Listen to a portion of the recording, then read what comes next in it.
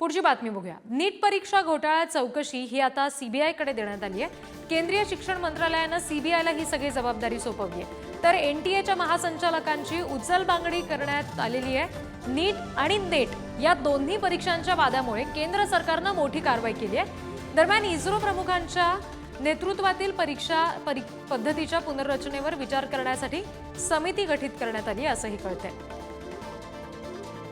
नीट परीक्षा घोटाळा झाला त्यानंतर नेट परीक्षेचा सुद्धा घोटाळा झाला आणि या संदर्भात केंद्राने ही मोठी कारवाई केली आहे। प्रतिनिधी निखिल चव्हाण यांच्याकडून अपडेट्स घेऊया।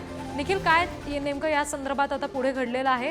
तपास कशा पद्धतीने आता पुढे जातोय सीबीआयच्या माध्यमातून?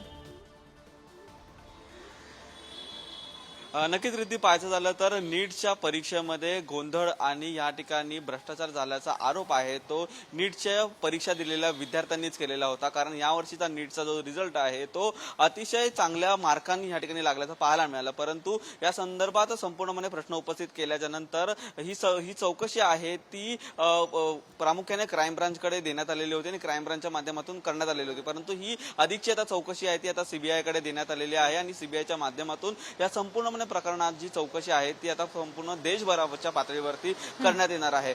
प्रत्येक राज्यामध्ये विविध सेंटर्स आहेत आणि या सेंटर्सच्या माध्यमातून या परीक्षा घेतल्या जातात, परंतु त्या ठिकाणी आधीच पेपर लीक झाल्यामुळे या ठिकाणी कुठेतरी विद्यार्थ्यांना जास्त मार्क मिळाल्याचा आरोप आहे तो केला गेलेला आहे। या अनुषंगाने गुन्हे शाखेकडून तपास होत असताना 6 जणांना याआधी अटक देखील करण्यात आलेली आहे आणि त्यांच्याकडे विद्यार्थ्यांकडून मिळालेले पुढच्या तारखेचे जे चेक आहेत ते देखील गुन्हे शाखेकडून प्राप्त करून घेण्यात आलेले होते आणि त्या अनुषंगाने संपूर्णपणे जो तपास आहे तो सुरू होता। परंतु आता देश पातळीवरती हा कुठेतरी मोठ्या प्रमाणात फ्रॉड झाल्याचा जो आरोप आहे तो करण्यात येतोय, त्यामुळे ही जी संपूर्णपणे चौकशी आहे ती आता सीबीआयकडे देण्यात आलेली आहे। सीबीआयच्या माध्यमातून प्रत्येक राज्यामध्ये कोणकोणत्या युनिट्सवरती अशा प्रकारची जी परीक्षांमध्ये जास्त मार्क्स मिळालेले आहेत या संदर्भात चौकशी होईल आणि या अनुषंगाने काही त्यांच्या हातात धागेदोरे लागतात का हे देखील आता पाहणं महत्त्वाचं ठरणार आहे। निश्चित निखिल, धन्यवाद या सगळ्या तपशिलांसाठी आणि या बातमीसह बुलेटिनमध्ये इथेच थांबते। बघत रहा पुढारी न्यूज।